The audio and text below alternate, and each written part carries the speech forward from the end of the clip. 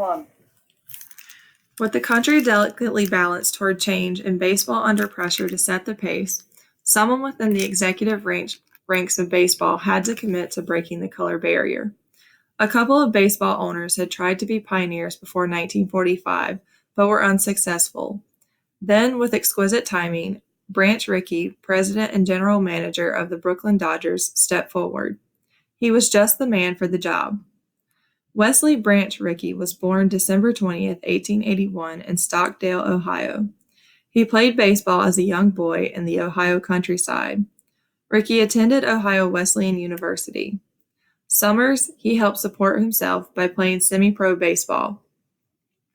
Even as a young man, Branch Rickey had strong values and firm beliefs. For example, while a student at Ohio Wesleyan, he began playing Major League Baseball for the Cincinnati Reds, 1905. He refused to play games on Sundays because it was against his religious principles. Rickey was released from the team for taking this stand.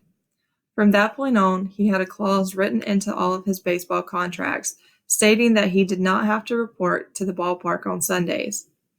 After Rickey graduated from Ohio Wesleyan, he went to law school, worked as an athletic director and baseball coach, and played big league ball for the St. Louis Browns, 1906, and the New York Highlanders, 1907.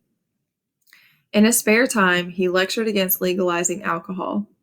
Rickey went on to manage the St. Louis Browns and Cardinals, the Brooklyn Dodgers, and the Pittsburgh Pirates. In 1942, Branch Rickey was named president of the Brooklyn Dodgers.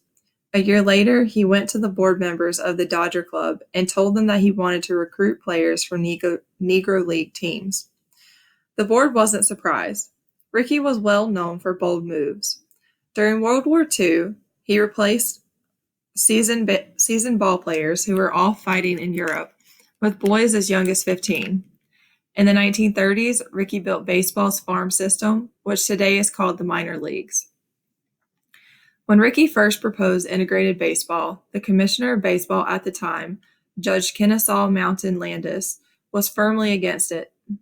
Landis died on November 24, 1944, and the new commissioner, A.B. Happy Chandler, took the opposite position and said, "I don't believe in barring Negroes from baseball just because they are Negroes." Branch Rickey agreed. There were two basic reasons why Branch Rickey wanted to break baseball's color line. First, he deeply believed in equality and thought it was unfair to keep black ball players out of the major leagues. Second, he wanted to build the strongest team that would win games and excite the fans. Rickey knew that the talent pool in the Negro Leagues was too tempting for a smart businessman to ignore. Branch Rickey took a year preparing to bring black ball players into the major leagues. He knew that success depended on finding the man who'd be right on and off the field. Rickey studied the field using scouts to explore the pool of players. There were many Negro League players who were well-known and proven professional baseball players. Players such as Satchel Paige and Josh Gibson certainly headed the list provided by Mr. Rickey's scouts.